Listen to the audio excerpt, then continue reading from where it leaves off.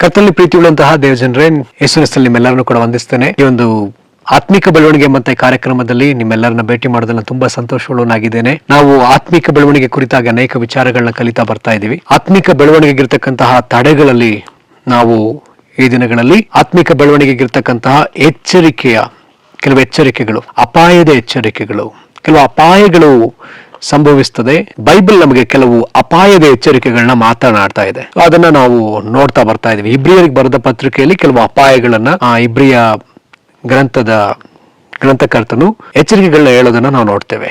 So ಅದ್ರಲ್ಲಿ ಅನೇಕ ಎಚ್ಚರಿಕೆಗಳನ್ನ ನಾವು ನೋಡ್ತಾ ಬರ್ತಾ ಇದ್ದೀವಿ. ದಿವಸವೂ ಸಹ ಮತ್ತೊಂದು ಎಚ್ಚರಿಕೆಯನ್ನ ನಾವು ಧ್ಯಾನಿಸ್ಲಿಕ್ಕಿದ್ದೇವೆ. ಇವತ್ತು ನಾವು ಧ್ಯಾನ ಮಾಡತಕ್ಕಂತ ಎಚ್ಚರಿಕೆಯ ವಿಷಯವಾದ ವಾಕ್ಯ ಭಾಗ ಇಬ್ರಿಯರಿಗೆ ಬರೆದ ಪತ್ರಿಕೆ 12ನೇ ಅಧ್ಯಾಯದ 25ನೇ ವಚನದಿಂದ 29ನೇ ವಚನದವರೆಗೂ ನಾವು ಓದಿಕೊಳ್ಳೋಣ. ನೀವು ಮಾತಾಡುತ್ತಿರುವ ಆತನ ಮಾತನ್ನು ಕೇಳಲುವೆಂದು ಹೇಳಬಾರದು. ಭೂಮಿಯ ಮೇಲೆ ದೈವೋಕ್ತಿಗಳನ್ನಾಡಿದವನಿಗೆ ಕಿವಿಗೊಡ ಮನಸ್ಸಿಲ್ಲದೆ ಇದ್ದ ಇಸ್ರಾಯೇಲ್ಯರು ದಂಡನೆಗೆ ತಪ್ಪಿಸಿಕೊಳ್ಳದಿದ್ದರೆ, ಪರಲೋಕದಿಂದ ಮಾತಾಡುವವನಿಗೆ ನಾವು ಕಿವಿಗೊಡ ಮನಸ್ಸಿಲ್ಲದೆ ತೊಲಗಿದರೆ ಹೇಗೆ ತಪ್ಪಿಸಿಕೊಂಡೆವು? ಆತನ ಧ್ವನಿಯು ಆ ಕಾಲದಲ್ಲಿ ಭೂಮಿಯನ್ನು ಕದಲಿಸಿತು. ಈಗಲಾದರೂ ಆತನು ಇನ್ನೊಂದು ಸಾರಿ ನಾನು ಭೂಮಿಯನ್ನು ಮಾತ್ರವಲ್ಲದೆ ಪರಲೋಕವನ್ನು ನಡುಗಿಸುವೆನೆಂದು ವಾಗ್ದಾನ ಮಾಡಿದ್ದಾನೆ. ಇನ್ನೊಂದು ಸಾರಿ ಎಂಬ ಮಾತನ್ನು ಯೋಚಿಸಿದರೆ, ಕದಲಿಸಿರುವ ವಸ್ತುಗಳು ನಿರ್ಮಿತವಾದವುಗಳಾದ್ದರಿಂದ ತೆಗೆದು ಹಾಕಲ್ಪಡಬೇಕೆಂಬುದು ಸ್ಪಷ್ಟವಾಗುತ್ತದೆ. ಆಗ ಕದಲಿಸದೇ ಇರುವ ವಸ್ತುಗಳು ಸ್ಥಿರವಾಗಿ ನಿಲ್ಲುವವು. ಆದ ಕಾರಣ ಯಾರೂ ಕದಲಿಸಲಾರದ ರಾಜ್ಯವನ್ನು ಹೊಂದುವವರಾದ ನಾವು ಕೃತಜ್ಞತಾವುಳ್ಳವರಾಗಿದ್ದು ಆತನಿಗೆ ಸಮರ್ಪಕವಾದ ಆರಾಧನೆಯನ್ನು ಭಕ್ತಿಯನ್ನು ಭಯದಿಂದ ಮಾಡೋಣ. ಯಾಕೆಂದರೆ ನಮ್ಮ ದೇವರು ದಹಿಸುವ ಅಗ್ನಿಯಾಗಿದ್ದಾನೆ. ಆಮೆನ್. ಸೊ ಈ ವಾಕ್ಯ ಭಾಗದಲ್ಲಿ ನಾವು ನೋಡುವಂತಹ ವಿಚಾರ, ಇಲ್ಲಿ ಒಂದು ಎಚ್ಚರಿಕೆ ಬರೆಯಲ್ಪಟ್ಟದೆ. ಏನದು ಎಚ್ಚರಿಕೆ? ನೀವು ಮಾತಾಡುತ್ತಿರುವ ಆತನ ಮಾತನ್ನು ಕೇಳಲುವೆಂದು ಹೇಳಬಾರದು. ಆತನು, ನಮ್ಮ ದೇವರು, ಆತನು ಮಾತಾಡುತ್ತಿರುವ ಆತನಾಗಿದ್ದಾನೆ. ಆತನು ಈಗಲೂ ಕೂಡ ಮಾತನಾಡುವ ಆತನಾಗಿದ್ದಾನೆ. ಇಬ್ರಿಯರಿಗೆ ಬರೆದ ಪತ್ರಿಕೆಯ 1ನೇ ಅಧ್ಯಾಯದ 1-2 ವಚನದಲ್ಲೇ ನಾವು ನೋಡ್ತೇವೆ. ಅಲ್ಲಿ ನಾವು ತೆಗೆದುಕೊಳ್ಳೋಣ. ಇಬ್ರಿಯರಿಗೆ ಬರೆದ ಪತ್ರಿಕೆ 1ನೇ ಅಧ್ಯಾಯದ 1-2 ವಚನಗಳು. ಅದನ್ನ ನಾವು ನೋಡಿ ಓದೋಣ. ಪುರಾತನ ಕಾಲದಲ್ಲಿ ನಮ್ಮ ಪಿತೃಗಳ ಸಂಗಡ ಪ್ರವಾದಿಗಳ ಬಾಯಿಂದ ಭಾಗವಾಗಿಯೂ ವಿಧವಾಗಿಯೂ ಮಾತಾಡಿದ ದೇವರು ಈ ಅಂತ್ಯ ದಿನಗಳಲ್ಲಿ ನಮ್ಮ ಸಂಗಡ ಮಗನ ಮುಖಾಂತರ ಮಾತಾಡಿದ್ದಾನೆ. ಈತನು ಎಲ್ಲಕ್ಕೂ ಬಾಧ್ಯನನ್ನಾಗಿ ನೇಮಿಸಿದನು. ಈತನ ಮೂಲಕವಾಗಿ ಜಗತ್ತುಗಳನ್ನು ಉಂಟು ಮಾಡಿದನು.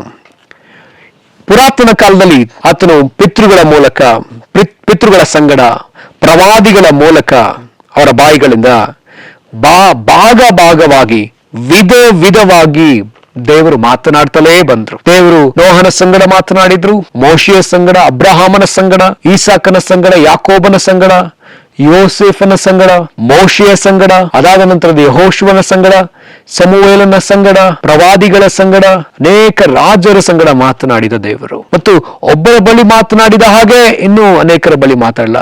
ವಿಧವಾಗಿ ಭಾಗವಾಗಿ ದೇವರು ತನ್ನನ್ನ ಪ್ರಕಟಪಡಿಸಿಕೊಳ್ತಾನೇ ಬಂದಿದ್ದಾರೆ. ಆತನು ಎಂಥವನು ಅನ್ನೋದನ್ನ ಭಾಗ ನಾವು ನೋಡ್ತೇವೆ. ಮೋಶೆಗೆ ದೇವರು ಪ್ರಕಟವಾದಂತೆ ಅಬ್ರಹಾಮನಿಗೆ ಪ್ರಕಟವಾಗಲಿಲ್ಲ. ಅಬ್ರಹಾಮನಿಗೆ ಪ್ರಕಟವಾದಂತೆ ನೋಹನಿಗೆ ಪ್ರಕಟವಾಗಲಿಲ್ಲ. ಸೊ ಈಗ ದೇವರು ತನ್ನದೇ ಆದ ಗುಣಗಳನ್ನ ಒಬ್ಬೊಬ್ಬರಿಗೆ ಒಂದೊಂದು ರೀತಿಯಲ್ಲಿ ತನ್ನನ್ನು ತೋರ್ಪಡಿಸಿಕೊಂಡಿದ್ದಾರೆ. ಮೋಶೆ ದೇವರಿಗೊಂದು ಕೆಲವು ಹೆಸರುಗಳನ್ನ ಆತ ಇಡುವುದನ್ನು ನಾವು ನೋಡ್ತೇವೆ. ಅಬ್ರಹಾಮನು ದೇವರಿಗೆ ಹೆಸರಿಡುವುದನ್ನು ನಾವು ನೋಡ್ತೇವೆ. ಸಮುವೇಲ ದೇವರಿಗೆ ಹೆಸರಿಡುವುದನ್ನು ನಾವು ನೋಡ್ತೇವೆ. ಹೀಗೆ ಒಬ್ಬೊಬ್ಬರೂ ಕೂಡ ದೇವರನ್ನ ಭಾಗವಾಗಿ ಮತ್ತು ವಿಧವಾಗಿ ದೇವರನ್ನ ಪ್ರಕಟಪಡಿಸುವುದನ್ನು ನೋಡ್ತೇವೆ. ಆದ್ರೆ ಕಡೆಯ ದಿನದಲ್ಲಿ ನಾವು ನೋಡ್ತೇವೆ, ಯಾರ ಮೂಲಕವಾಗಿ? ತನ್ನ ಮಗನ ಮುಖಾಂತರವಾಗಿ ಮಾತನಾಡಿದ್ದಾನೆ.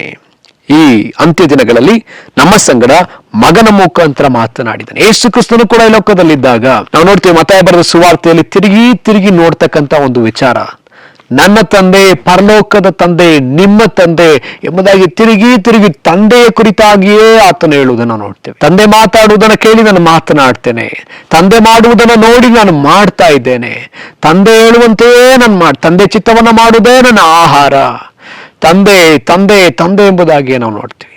ಯೋಹಾನ ಬರೆದ ಸುವಾರ್ತೆ 1ನೇ ಅಧ್ಯಾಯದಲ್ಲಿ ಸಹ ನಾವು ನೋಡುವಂತ ಒಂದು ವಿಷಯ, ಆತನು ಈ ಲೋಕಕ್ಕೆ ಬಂದು ಯಾರನ್ನ ಆತ ತೋರ್ಪಡಿಸಿದಾನಂತೆ ನಾವು ನೋಡ್ತೇವೆ. ಯೋಹಾನ ಬರೆದ ಸುವಾರ್ತೆ 1ನೇ ಅಧ್ಯಾಯದ 18ನೇ ವಚನ.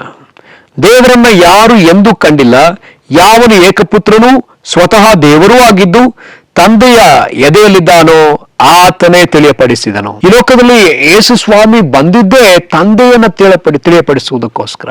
ಹಾಗಿದ್ರೆ ಇಲ್ಲಿ ತಂದೆಯ ದೇವರು ಯೇಸು ಕ್ರಿಸ್ತನ ಮೂಲಕವಾಗಿ ನಮ್ಮ ಸಂಗಡ ಮಾತನಾಡಿದ್ದಾರೆ. ಪ್ರವಾದಿಗಳ ಸಂಗಡ ಮಾತನಾಡಿದ್ರು, ಪಿತೃಗಳ ಸಂಗಡ ಮಾತನಾಡಿದ್ರು. ಈಗ ಯೇಸು ಕ್ರಿಸ್ತನೇ ನಮ್ಮ ಸಂಗಡ ಮಾತನಾಡುವವರಾಗಿದ್ದಾರೆ. ಯಾಕೆ ಈ ವಚನಗಳನ್ನು ನಾವು ನೋಡ್ತಾ ಇದ್ದೇವೆ? ಇಲ್ಲಿ ಒಂದು ಎಚ್ಚರಿಕೆ ನಮಗೆ ಕಡೆ ದಿನದಲ್ಲದೆ ಏನಂತೆ, ಮಾತಾಡುವಾತನ ಮಾತನ್ನು ಕೇಳಲು ಹೇಳಬಾರದು. ಅನೇಕ ದಿವಸ ದೇವರು ಮಾತಾಡುವುದನ್ನು ಕೇಳಿಸಿಕೊಳ್ತಾ ಇದ್ರು ಸಹ ನನಗೆ ಕೇಳಿಸ್ತಾ ಇಲ್ಲ, ನನಗೆ ದೇವರು ಮಾತನಾಡ್ತಾ ಇಲ್ಲ ಎಂಬುದಾಗಿ ಹೇಳುವ ಅನೇಕರಿದ್ದಾರೆ. ಇವತ್ತು ಸಭೆಯಲ್ಲಿರ್ತಕ್ಕಂಥ ಅನೇಕ ಕ್ರೈಸ್ತರಾಗಿರುವಂತಹ ನಾವುಗಳು ಹೇಳಬಹುದು, ಅಥವಾ ಇವತ್ತು ಹೊರಗೆ ಯೇಸುವನ್ನು ಅರಿಯದ ಜನಗಳು ಅವರು ಹೇಳಬಹುದು ಯೇಸು ದೇವರಲ್ಲ ಅಂತ ಹೇಳಬಹುದು. ಆದ್ರೆ ಅವರಿಗೂ ಕೂಡ ಉತ್ತರ ಇಲ್ಲ. ಒಂದು ವಾಕ್ಯ ಈ ರೀತಿಯಲ್ಲಿ ಹೇಳ್ತದೆ, ರೋಮಾಪುರದವರಿಗೆ ಬರೆದ ಪತ್ರಿಕೆ 1ನೇ ಅಧ್ಯಾಯ ಅಲ್ಲಿ ಈ ತರ ಒಂದು ವಚನ ಬರೆಯಲ್ಪಟ್ಟದೆ. ಅದನ್ನ ನಾವು ನೋಡೋಣ. 18ನೇ ವಚನ ಮತ್ತು 19ನೇ ವಚನ ಮತ್ತು 20. ದುಷ್ಟತನವನ್ನ ನಡೆಸಿ ಸತ್ಯವನ್ನ ಅಣಗಿಸುವವರಾದ ಮನುಷ್ಯರ ಎಲ್ಲಾ ವಿಧವಾದ ಭಕ್ತಿಹೀನತೆಯ ಮೇಲೆಯೂ ದುಷ್ಟತನದ ಮೇಲೆಯೂ ದೇವರ ಕೋಪವು ಪರಲೋಕದಿಂದ ತೋರಿ ಬರುತ್ತದೆ. ಯಾಕೆಂದರೆ ದೇವರ ವಿಷಯವಾಗಿ ತಿಳಿಯಬಹುದಾದದ್ದು ಅವರ ಮನಸ್ಸಿಗೆ ಸ್ಪಷ್ಟವಾಗಿ ತಿಳಿದದೆ, ಅದನ್ನು ಅವರಿಗೆ ದೇವರೇ ಸ್ಪಷ್ಟವಾಗಿ ತಿಳಿಸಿದನು. ದೇವರೇ ಸ್ಪಷ್ಟವಾಗಿ ತನ್ನ ನಿತ್ಯ ಶಕ್ತಿಯನ್ನ ತಾನು ಯಾರೆಂಬುದನ್ನ ಪ್ರಕಟಪಡಿಸಿದ್ದಾನೆ. ತಾನೇ ದೇವರು ನಿತ್ಯ ಶಕ್ತಿ ಹೊಂದಿದೆ, ಒಬ್ಬ ದೇವರಿದ್ದಾನೆ ಎಂಬುದಾಗಿ ದೇವರೇ ತನ್ನ ಕುರಿತಾಗಿ ತಾನು ತಿಳಿಯಪಡಿಸಿಕೊಂಡಿದ್ದಾರಂತೆ. ಆದ್ರೆ ಮುಂದೆ ವಚನ ಹೇಳ್ತದೆ, ಜನಗಳೇನ್ ಮಾಡ್ತಾರಂತೆ, 20ನೇ ವಚನ, ಹೇಗಂದ್ರೆ ಕಣ್ಣಿಗೆ ಕಾಣದಿರುವ ಆತನ ಗುಣಲಕ್ಷಣಗಳು, ಅಂದರೆ ಆತನ ನಿತ್ಯ ಶಕ್ತಿಯು ದೈವತ್ವವು ಜಗದುತ್ಪತ್ತಿಗೆ ಮೊದಲುಗೊಂಡು ಆತನು ಮಾಡಿದ ಸೃಷ್ಟಿಗಳ ಮೂಲಕ ಬುದ್ಧಿಗೆ ಗೊತ್ತಾಗಿ ಕಾಣಬರುತ್ತವೆ. ಹೀಗಿರುವುದರಿಂದ ಅವರು ಉತ್ತರವಿಲ್ಲದವರಾಗಿದ್ದಾರೆ. ದೇವರು ಪ್ರಕೃತಿಯ ಮೂಲಕ, ಆತನ ಸೃಷ್ಟಿಯ ಮೂಲಕವಾಗಿ ಆತನ ಗುಣಲಕ್ಷಣವನ್ನ ಆತನು ತೋರಿಸ್ತಲೇ ಇದ್ದಾನೆ. ಎಲ್ಲರ ಬುದ್ಧಿಗೆ ಗೊತ್ತಾಗುವಂತೆ ಆತನು ತೋರಿಸುವವನಾಗಿದ್ದಾನೆ. ಆದ್ರೆ ಮನುಷ್ಯರಾದ್ರೂ ಅಲ್ಲಿ ಮುಂದಿನ ವಚನಗಳನ್ನು ನಾವು ನೋಡ್ತೀವಿ, ದೇವರ ಮಹಿಮೆಯನ್ನ ಬಿಟ್ಟು ಲಯವಾಗುವಂತ ಮನುಷ್ಯ, ಪಕ್ಷಿ, ಸರ್ಪ ಇದರ ಆಕಾರವನ್ನು ಮಾಡಿ ಅದಕ್ಕೆ ಪೂಜಿಸುವಂಥದ್ದು. ದೇವರು ಮಾತನಾಡ್ತಾ ಇದ್ದಾರೆ, ಒಬ್ಬ ದೇವರಿದ್ದಾನೆ ಎಂಬುದಾಗಿ ಹೇಳ್ತಿದ್ರು ಸಹ ಜನಗಳದನ್ನ ಕೇಳಿಸ್ತಾ ಇಲ್ಲ ಅನ್ನೋ ರೀತಿಯಲ್ಲಿ ಪ್ರಕೃತಿಯನ್ನ ಪೂಜಿಸುವಂಥದ್ದು, ಸೃಷ್ಟಿಯನ್ನ ಪೂಜಿಸುವಂಥದ್ದು, ಇದು ದೇವರಿಗೆ ಕೋಪವನ್ನ ತರ್ತದೆ. ವಾಕ್ಯ ಹೇಳ್ತದೆ, ಅವರು ಉತ್ತರವಿಲ್ಲದವರಾಗಿದ್ದಾರೆ ಎಂಬುದಾಗಿ. ಪ್ರಿಯರೇ, ಹಾಗಿದ್ರೆ ಈ ದಿವಸ ಒಂದು ದೊಡ್ಡ ಎಚ್ಚರಿಕೆ ನಮಗಿದೆ. ಆತನು ಮಾತನಾಡುತ್ತಲೇ ಇದ್ದಾನೆ. ಕೆಲವು ಸಂಪ್ರದಾಯಗಳು ನಾವು ನೋಡುವಾಗ, ಕೆಲವು ಸಂಪ್ರದಾಯಗಳು, ಯಾಕೆ ಈ ಸಂಪ್ರದಾಯ ಮಾಡ್ತೀರಾ ಅಂತ ಹೇಳಿದ್ರೆ ಅವ್ರು ಹೇಳ್ತಾರೆ, ನಮ್ಮಪ್ಪ ಮಾಡಿದ್ರು ನಾನು ಮಾಡ್ತಾ ಇದ್ದೀನಿ, ನಮ್ಮ ತಾತ ಮಾಡಿದ್ರು ನಾನು ಮಾಡ್ತಾ ಇದ್ದೀನಿ ಎಂಬುದಾಗಿ. ಈ ರೀತಿಯಾಗಿ ಅನೇಕ ಮೂಢನಂಬಿಕೆಗಳಲ್ಲಿ ಈ ದಿವಸ ನಮ್ಮ ಜನರು ಮುಳುಗಿ ಹೋಗಿರೋದನ್ನ ನಾವು ಕಾಣಲಿಕ್ಕೆ ಸಾಧ್ಯ ಪ್ರಿಯರೇ. ಆದ್ರೆ ಈ ವಚನ ಹೇಳ್ತದೆ, ಮಾತಾಡುತ್ತಿರುವ ಆತನ ಮಾತುಗಳನ್ನ ಕೇಳಲೊಲ್ಲವೆಂದು ಹೇಳಬಾರದು. ಆತರ ಹೇಳೋದ್ರಿಂದ ಏನಾಗುತ್ತಂತೆ, ಮುಂದೆ ವಚನ ಹೇಳ್ತದೆ, ಭೂಮಿಯ ಮೇಲೆ ದೈವೋಕ್ತಿಗಳನ್ನಾಡಿದವನಿಗೆ ಕಿವಿಗೊಡ ಮನಸ್ಸಿಲ್ಲದೆ ಇದ್ದ ಇಸ್ರಾಯೇಲ್ಯರು ದಂಡನೆಗೆ ತಪ್ಪಿಸಿಕೊಳ್ಳದಿದ್ದರೆ, ಪರಲೋಕದಿಂದ ಮಾತಾಡುವ ಆತನಿಗೆ ನಾವು ಕಿವಿಗೊಡ ಮನಸ್ಸಿಲ್ಲದೆ ತೊಲಗಿದರೆ ಹೇಗೆ ತಪ್ಪಿಸಿಕೊಂಡೆವು? ಮೋಶೆಯ ಮಾತನ್ನ ಜನಗಳು ಕೇಳಿ ಅದಕ್ಕೆ ಅವಿಧೇಯರಾದ ಕಾರಣ, ಆ ಮಾತನ್ನ ಕೇಳಿಸ್ಕೊಳ್ಳದೆ ಅದನ್ನ ಅಲಕ್ಷ್ಯ ಮಾಡಿದ್ರಿಂದ ಅವರಿಗೆ ದಂಡನೆ ತಪ್ಪಿಸಿಕೊಳ್ಳಿಲ್ವಲ್ಲ. ಪರಲೋಕದಿಂದ ಮಾತಾಡುವ ದೇವರಿಗೆ ನಾವು ಕೇಳಿಸ್ಕೊಳ್ಳೋದಿಲ್ಲ ಅಂತೇಳಿ ಆತನ ಮಾತನ್ನ ಅಲಕ್ಷ್ಯ ಮಾಡುವವರಾದರೆ ಹೇಗೆ ತಪ್ಪಿಸ್ಕೊಳ್ಳಿಕ್ಕೆ ಸಾಧ್ಯ? ಆತನು ಯಾವಾಗಲೂ ಮಾತನಾಡುವವನಾಗಿದ್ದಾನೆ. ಕೆಲವು ಹೇಳ್ಬೋದು, ದೇವರೇ ಮಾತಾಡು, ಏಸಪ್ಪ ಮಾತಾಡು ಎಂಬುದಾಗಿ ಕೇಳ್ಬಹುದು, ದೇವರಾತ್ಮನೆ ಮಾತಾಡು ಎಂಬುದಾಗಿ ಕೇಳ್ಬಹುದು. ಆದರೆ ಬೈಬಲ್ ವಾಕ್ಯ ಸ್ಪಷ್ಟವಾಗಿ ಹೇಳ್ತದೆ, ಆತನು ಮಾತಾಡುತ್ತಲೇ ಇದ್ದಾನೆ. ಮತ್ತಾಯನು ಬರೆದ ಸುವಾರ್ತೆ 4ನೇ ಅಧ್ಯಾಯದ 4ನೇ ವಚನ, ಅದು ಹೀಗೆ ಬರೆಯಲ್ಪಡ್ತದೆ. ನಾವು ಅದನ್ನು ಓದೋಣ. ಮನುಷ್ಯನು ರೊಟ್ಟಿ ತಿಂದ ಮಾತ್ರದಿಂದ ಬದುಕುವುದಿಲ್ಲ, ದೇವರ ಬಾಯಿಂದ ಹೊರಡುವ ಪ್ರತಿಯೊಂದು ಮಾತಿನಿಂದಲೂ ಬದುಕುವನು ಎಂದು ಬರೆದದೆ ಅಂದನು. ಮನುಷ್ಯರು ರೊಟ್ಟಿ ತಿಂದ ಮಾತ್ರದಿಂದ ಬದುಕುವುದಿಲ್ಲ, ದೇವರ ಬಾಯಿಂದ ಹೊರಡಿದ ಅಲ್ಲ, ಹೊರಡಬಹುದಾದ ಅಲ್ಲ, ಹೊರಡುವ. ಆತನ ಮಾತು ಹೊರಡುತ್ತಲೇ ಇದೆ, ಆತನ ಮಾತು ಬರ್ತಲೇ ಇದೆ. ಯೆಶಾಯ ದೇವರನ್ನು ನೋಡಿದಾಗ, ದೇವರು ಯೆಶಾಯನಿಗೆ ತನ್ನನ್ನು ಪ್ರಕಟಪಡಿಸಿಕೊಂಡಾಗ ಆತನ ಧ್ವನಿ ಜಲಪ್ರವಾಹದ ಘೋಷದಂತೆ ಹೊರಡುತ್ತಿತ್ತಂತೆ. ದೇವರು ಅಪೊಸ್ತಲನಾದ ಯೋಹಾನನಿಗೆ ತನ್ನನ್ನು ತೋರ್ಪಡಿಸಿಕೊಂಡಾಗ, ಪ್ರಕಟಿಸಿಕೊಂಡಾಗ ಅಲ್ಲಿ ಸಹ ನೋಡ್ತೀವಿ ಆತನ ಬಾಯಿಂದ ಈ ಬಾಯಿ ಕತ್ತಿಯಂತೆ ಕತ್ತಿಗಳು ಹೊರಡುತ್ತಲೇ ಇತ್ತು. ಆತನ ಬಾಯಿಂದ ಅಲೆಗಳಂತೆ ಆ ಶಬ್ದ ಹೊರಡುತ್ತಲೇ ಇತ್ತು. ಸಮುದ್ರದ ಅಲೆಗಳು ಹೇಗೆ ನಿಲ್ಲುವುದಿಲ್ಲವೋ ದೇವರ ಮಾತುಗಳು ನಿಲ್ಲುವುದೇ ಇಲ್ಲ. ಆದಿಕಾಂಡ 1ನೇ ಅಧ್ಯಾಯದಲ್ಲಿ ನಾವು ನೋಡುವಂತೆ ಆತನು ಬೆಳಕಾಗಲಿ ಅನ್ನಲು ಬೆಳಕಾಯಿತು. ಬೆಳಕಾಗ್ತಲೇ ಇದೆ, ಪ್ರತಿ ದಿವಸ ಬೆಳಕಾಗ್ತಾ ಇದೆ ಅಂದ್ರೆ ಆತ ಇವತ್ತು ಮಾತಾಡ್ತಲೇ ಇದ್ದಾನೆ. ಯೇಸು ಸ್ವಾಮಿಯು ಸಹ ಈ ಲೋಕದಲ್ಲಿದ್ದಾಗ ಒಂದು ಮಾತನ್ನ ಹೇಳಿದ್ರು, ನನ್ನ ತಂದೆಯು ಈಗಲೂ ಕೆಲಸ ಮಾಡುವವನಾಗಿದ್ದಾನೆ, ಹಾಗಿದ್ರೆ ನಾನು ಕೂಡ ಕೆಲಸ ಮಾಡುವವನಾಗಿದ್ದೇನೆ ಎಂಬುದಾಗಿ. ಆತ ಮಾಡ್ತಿರುವ ಕೆಲಸವೇನು? ಆತನು ಮಾತನಾಡುವುದೇ ಕೆಲಸ. ಆತನು ಮಾತನಾಡುವ ಆತನು, ತನ್ನ ಬಾಯಿಂದೆಲ್ಲವನ್ನ ಸೃಷ್ಟಿಸಿದ ಆತನು ಈಗಲೂ ಕೂಡ ಆತ ಮಾತಾಡ್ತಲೇ ಇದ್ದಾನೆ. ಆತನ ಮಾತು ನನಗೆ ಕೇಳಿಸ್ತಾ ಇಲ್ಲ, ನಾನು ಕೇಳಿಸ್ಕೊಳ್ಳಿಲ್ಲ ಎಂಬುದಾಗಿ ಹೇಳುವುದಾದ್ರೆ ನಾವು ದಂಡನೆಯಿಂದ ತಪ್ಪಿಸಿಕೊಳ್ಳುವುದಿಲ್ಲ. ಈಗಲೂ ಪ್ರತಿ ವಿಶ್ವಾಸಿಗೆ ನಿಜವಾಗಿ ನಾವು ರಕ್ಷಿಸಲ್ಪಟ್ಟಿರುವವರಾದ್ರೆ ನಮ್ಮ ಹೃದಯದಲ್ಲಿ ದೇವರಾತ್ಮನು ಸಾಕ್ಷಿ ನುಡಿಯುವವನಾಗಿದ್ದಾನೆ. ಅದನ್ನ ನಾವು ಬೈಬಲ್ ನಿಂದ ನಾವು ನೋಡೋಣ. ರೋಮಾಪುರದವರಿಗೆ ಬರೆದ ಪತ್ರಿಕೆಯಲ್ಲಿ ನಾವು ಅದನ್ನ ನೋಡ್ತೇವೆ. 8ನೇ ಅಧ್ಯಾಯದ 14ನೇ, ಯಾರು ದೇವರ ಆತ್ಮನಿಂದ ನಡೆಸಿಕೊಳ್ಳುತ್ತಾರೋ ಅವರು ದೇವರ ಮಕ್ಕಳು. ನೀವು ತಿರುಗಿ ಭಯದಲ್ಲಿ ಬೀಳುವ ಹಾಗೆ ದಾಸನ ಭಾವವನ್ನು ಹೊಂದಿದವರಲ್ಲ, ಮಗನ ಭಾವವನ್ನು ಹೊಂದಿದವರಾಗಿದ್ದೀರಿ. ಈ ಭಾವದಿಂದ ನಾವು ದೇವರನ್ನ ಅಪ್ಪಾ ತಂದೆ ಎಂದು ಕೂಗುತ್ತೇವೆ. ನಾವು ದೇವರ ಮಕ್ಕಳಾಗಿದ್ದೇವೆಂಬುದಕ್ಕೆ ಪವಿತ್ರಾತ್ಮನೇ ನಮ್ಮ ಆತ್ಮದೊಂದಿಗೆ ಸಾಕ್ಷಿ ಹೇಳುತ್ತಾನೆ. ದೇವರಾತ್ಮನೇ ನಮ್ಮ ಆತ್ಮದೊಂದಿಗೆ ಸಾಕ್ಷಿ ನುಡಿಯುವಂತವನಾಗಿದ್ದಾನೆ. ದೇವರಾತ್ಮ ನಮಗೆ ಸಾಕ್ಷಿಯನ್ನು ಕೊಡುವವನಾಗಿದ್ದಾನೆ. ದೇವರ ಮಗ, ದೇವರ ಮಗಳು, ಆ ಸಾಕ್ಷಿಯೇನು? ಆ ಸಾಕ್ಷಿ ಇದೆ. ನಾವು ಪಾಪ ಮಾಡುವಾಗ ಆತ ನಮಗೆ ಅರಿವನ್ನು ಕೊಡುವ ಆತನಾಗಿದ್ದಾನೆ. ನಮ್ಮೊಳಗಡೆ ಪಾಪ ಮಾಡುವಾಗ ನೋವುಂಟಾಗ್ತದೆ, ಚುಚ್ಚುವ ಅನುಭವ ಉಂಟಾಗ್ತದೆ. ನಾವು ನಿಜವಾಗಿ ಪಾಪ ಮಾಡುವಾಗ ನಮಗೆ ಆ ಅನುಭವ ಬರದೇ ಇರುವುದಾದ್ರೆ, ನಾವು ಪಾಪ ಮಾಡುವಾಗ ನೀರು ಕುಡಿದಾಗ ಪಾಪ ಮಾಡ್ತಾ ಇದ್ರೆ ನಾವು ರಕ್ಷಣೆ ಹೊಂದಿಲ್ಲ ಅಂತ ಹೇಳಿ ಅರ್ಥ.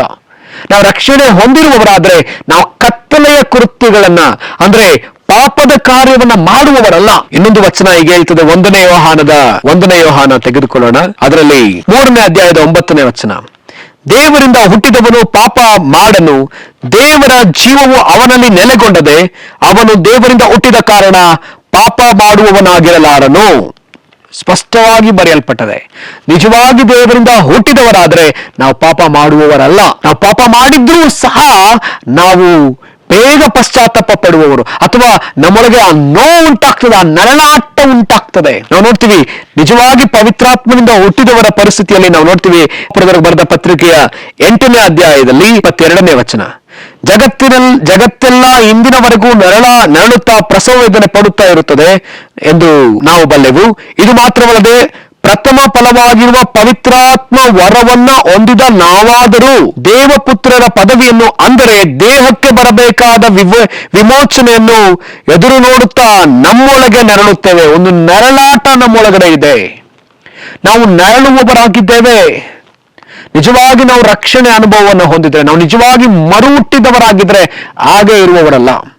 ಉದಾಹರಣೆಗೆ ನಾವು ನೋಡುವುದಾದ್ರೆ ಯೋಹಾನ ಬರೆದ ಸುವಾರ್ತೆ 3ನೇ ಅಧ್ಯಾಯದಲ್ಲಿ ನಾವು 3ನೇ ಅಧ್ಯಾಯ ಪರಿಪೂರ್ಣವಾಗಿ ಯೇಸು ಸ್ವಾಮಿ ನಿಕೋದೇಮನ ಸಂಗಡ ಮಾತಾಡುವುದನ್ನು ನಾವು ಕಾಣ್ತೇವೆ.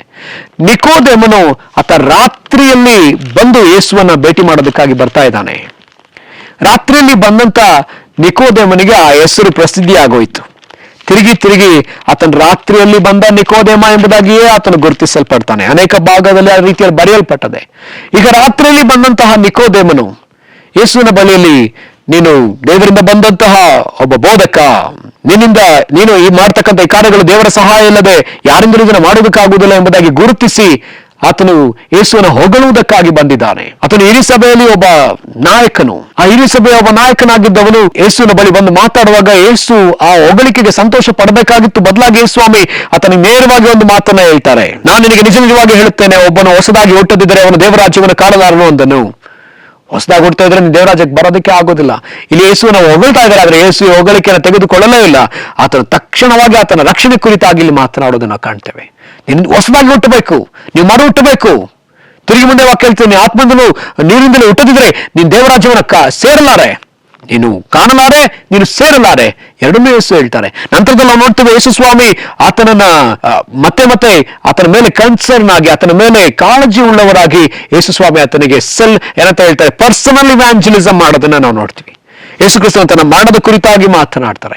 ಮೋಶೆ ಹೇಗೆ ಅಡವಿಯಲ್ಲಿ ಆ ತಾಮ್ರದ ಸರ್ಪವನ್ನ ಇಟ್ಟ ಹಾಗೆ ಮನುಷ್ಯ ಕುಮಾರನು ಕೂಡ ಮೇಲಿಡಲ್ಪಡ್ತಾನೆ. ದೇವರು ಈ ಲೋಕವನ್ನು ಪ್ರೀತಿಸ್ತಾನೆ, ತನ್ನ ಒಬ್ಬನೇ ಮಗನನ್ನು ಕೊಟ್ಟನು, ಆತ ನಮ್ಮ ಒಬ್ಬನಾದ ನಾಶವಾಗದು ಎಲ್ಲರೂ ನಿತ್ಯ ಜೀವವನ್ನು ಹೊಂದಬೇಕೆಂದು ಆತನನ್ನು ಕೊಟ್ಟನು ಎಂಬುದಾಗಿ ಯೇಸು ಸ್ವಾಮಿ ತನ್ನ ಮರಣದ ಕುರಿತಾಗಿ ಮಾತನಾಡ್ತಾ ಇದ್ದಾನೆ. ಸೊ ಇದೆಲ್ಲವನ್ನ ಕೇಳಿದಂತ ನಿಕೋದೇಮ, ಪ್ರಾರಂಭದಲ್ಲಿ ಪ್ರಶ್ನೆ ಕೇಳಿದ ನಿಕೋದೇಮ ನಂತರದಲ್ಲಿ ಪ್ರಶ್ನೆ ಕೇಳ್ತಾನೆ ಇಲ್ಲ. ಕಡೆಗೆ ನಿಕೋದೇಮ ಯೇಸುವನ್ನ ನಂಬುವನಾತನು. ಅದಾದ ನಂತರ ನಿಕೋದೇಮನ ಯಾವ ವಿಚಾರವೂ ಕೂಡ ಇಲ್ಲ. ಒಮ್ಮೆ ನಿಕೋದೇಮನ ವಿಷಯ ಬರೆಯಲ್ಪಡ್ತದೆ. ಅಲ್ಲಿ ನಾವು ನೋಡುವಂತ ವಿಷಯ, ನಿಕೋದೇಮ ಯೇಸು ಸ್ವಾಮಿಯನ್ನ ಹಿಡ್ಕೊಳ್ಳೋದಕ್ಕೋಸ್ಕರವಾಗಿ ಫರಿಸಾಯರು ಸದುಕಾಯರು ಯೋಚಿಸಿ ಓಲೆಕಾರರನ್ನ ಕಳಿಸುವಂತ ಸಂದರ್ಭದಲ್ಲಿ ಆ ಓಲೆಕಾರರನ್ನ ತಡೆದು ಈಗ ನಿಕೋದೇಮ ಹೇಳ್ತಾನೆ. ಧರ್ಮಶಾಸ್ತ್ರದಲ್ಲಿ ನಾವು ನೋಡುವಂತೆ ಒಬ್ಬ ವ್ಯಕ್ತಿ ಈ ರೀತಿಯಲ್ಲಿ ಏನೋ ಕಾರ್ಯ ಮಾಡ್ತಾ ಇದ್ದಾನೆ ಅಂತ ಹೇಳಿದ್ರೆ ನಾವು ವಿಚಾರಿಸದೆ ನಾವು ಯಾವುದನ್ನು ಮಾಡುವವರಲ್ಲ. ಅಕಸ್ಮಾತ್ ಆ ವ್ಯಕ್ತಿ ದೇವರಿಂದ ಆಗಿದ್ರೆ ನೀವು ದೇವರನ್ನ ತಡೆಯೋರಾಗಿರ್ತೀರಿ. ಎಚ್ಚರಿಕೆಯಿಂದಿರ್ರಿ ಎಂಬುದಾಗಿ ಈ ರೀತಿಯಲ್ಲಿ ಆತ ಎಚ್ಚರಿಸುವವನಾಗಿದ್ದಾನೆ. ಆತರ ಹೇಳಿದ ಕೂಡಲೇ ನಿಕೋದೇಮನನ್ನ ಅವ್ರು ತಪ್ಪಾಗಿ ಕಾಣಿಸ್ತಾರೆ. ತಕ್ಷಣ ಹೇಳ್ತಾರೆ, ನಜರೇತಿನಿಂದ ಯಾವ ಒಳ್ಳೇದು ಬರೋದಿಲ್ಲ, ನೀನೇನ್ ಹೇಳ್ತಾ ಇದೀಯಾ, ನೀನು ಆತನ ಶಿಷ್ಯ ಆಗೋದಾ, ನೀನು ಆ ಗಲಿಲಾಯದವನ ಜೊತೆ ಸೇರ್ಕೊಬಿಟ್ಟ ಅಂತ ಎಲ್ಲ ಹೇಳ್ತಾರೆ. ಆದ್ರೂ ಅಲ್ಲಿ ನಿಕೋದೇಮ ಯೇಸುವಿನ ಅಲ್ಲಿ ಕಾಪಾಡಿತನು. ನಂತರದಲ್ಲಿ ನಾವು ನೋಡ್ತೀವಿ ಕಡೆಗೆ ನಿಕೋದೇಮ ಈ ರೀತಿಯಲ್ಲಿ ರಾತ್ರಿ ಬಂದಂತ ನಿಕೋದೇಮ ಈಗ ರಾತ್ರಿ ಬರಲಿಲ್ಲ. ಈ ನಿಕೋದೇಮ ಎಲ್ಲರಿಗೂ ಬಹಿರಂಗವಾಗುವಂತೆ ಯೇಸು ಕ್ರಿಸ್ತನ ಆ ಒಂದು ಸಂಸ್ಕಾರಕ್ಕಾಗಿ ಈಗ ಬಂದಿದ್ದಾನೆ. ಎಲ್ಲ ಶಿಷ್ಯರು ಯೇಸು ಕ್ರಿಸ್ತನ ಬಿಟ್ಟು ಹೋಗಿದ್ದ ಸಮಯದಲ್ಲಿ ಈ ನಿಕೋದೇಮನು ಮತ್ತು ಅರಿಮಥಾಯದ ಯೋಸೇಫನು ಕೂಡ ಇಬ್ರು ಬಂದು ಆ ಶರೀರವನ್ನು ಕೇಳ್ಕೊಂಡು ಆ ಶರೀರವನ್ನು ಬಂದು ಹೂಣಿಡುವಂತ ಕಾರ್ಯದಲ್ಲಿ ತಮ್ಮನ್ನು ತೊಡಗಿಸಿಕೊಂಡಿದ್ದಾರೆ. ಹೂಣಿಡುವಾಗ್ಲೂ ಕೂಡ ಆತನ ಮೇಲೆ ಹಾಕಿದಂತ ಎಲ್ಲ ಆ ಸುಗಂಧ ದ್ರವ್ಯಗಳು ಅದೆಲ್ಲವೂ ಕೂಡ ಒಬ್ಬ ಪ್ರವಾದಿಗೆ, ಒಬ್ಬ ಯಾಜಕನಿಗೆ ಆಗತಕ್ಕಂತಹ ರೀತಿಯಾದ ಮಟ್ಟದಲ್ಲಿ ಅವರೆಲ್ಲವನ್ನ ಮಾಡ್ತಿದ್ದಾರೆ. ಹಾಗಿದ್ರೆ ಈ ನಿಕೋದೇಮನ ಬಗ್ಗೆ ಪ್ರಾರಂಭದಲ್ಲಿ ಬಂದ ನಿಕೋದೇಮ ರಾತ್ರಿಯಲ್ಲಿ ಬಂದಿದ್ದಾನೆ. ಗೌರವದ ಪ್ರಶ್ನೆ, ರಾತ್ರಿಯಲ್ಲಿ ಬಂದ ಕಾರಣ ಗೌರವ, ಯಾರ ಬಗ್ಗೆ ಏನ್ ಹೇಳ್ಕೊಳ್ತಾರೋ ಭಯ. ಆದರೆ ಈಗ ನಿಕೋದೇಮ ಭಯದಿಂದ ಬರಲಿಲ್ಲ, ಆತನ ಯೇಸುವನ್ನು ಒಪ್ಪಿಕೊಳ್ಳುವವನಾಗಿ ಬಂದಿದ್ದಾನೆ. ಆತನು ತನ್ನ ರಕ್ಷಣೆಯನ್ನ ಎಲ್ಲರಿಗೂ ತೋರ್ಪಡಿಸಿಕೊಳ್ಳುವವನಾಗಿ ಬಂದಿದ್ದಾನೆ. ನಾನು ಇಲ್ಲಿ ಹೇಳಲಿಕ್ಕೆ ಇಷ್ಟಪಡುವಂತಹ ಒಂದು ವಿಚಾರ ಏನಂತ ಹೇಳಿದ್ರೆ ಇಷ್ಟೇ, ಆತನು ಯಾವಾಗಲೂ ನಮ್ಮ ಸಂಗಡ ಮಾತಾಡುವವನಾಗಿದ್ದಾನೆ. ಆತನ ಮಾತುಗಳನ್ನ ಕೇಳಿ ನಾನು ಕೇಳಲೇ ಇಲ್ಲ, ನನಗೆ ಗೊತ್ತೇ ಇಲ್ಲ ಎಂಬುದಾಗಿ ನಾವು ಹೇಳುವವರಾದ್ರೆ ನಾವು ಬರುವುದಕ್ಕಿರುವಂತಹ ದಂಡನೆಯಿಂದ ತಪ್ಪಿಸಿಕೊಳ್ಳಲಾರೆವು ಎಂಬುದಾಗಿ ಇಲ್ಲಿ ವಾಕ್ಯ ಹೇಳ್ತದೆ. ಅದರಿಂದ ನಾವು ಮಾಡಬೇಕಾದದ್ದು ಏನು, ಆತನು ಮಾತಾಡುವಾಗ ನಾವು ಆ ರೀತಿಯಲ್ಲಿ ಹೇಳಬಾರ್ದು. ಆತನು ಈಗಲೂ ಮಾತಾಡ್ತಾ ಇದ್ದಾನೆ.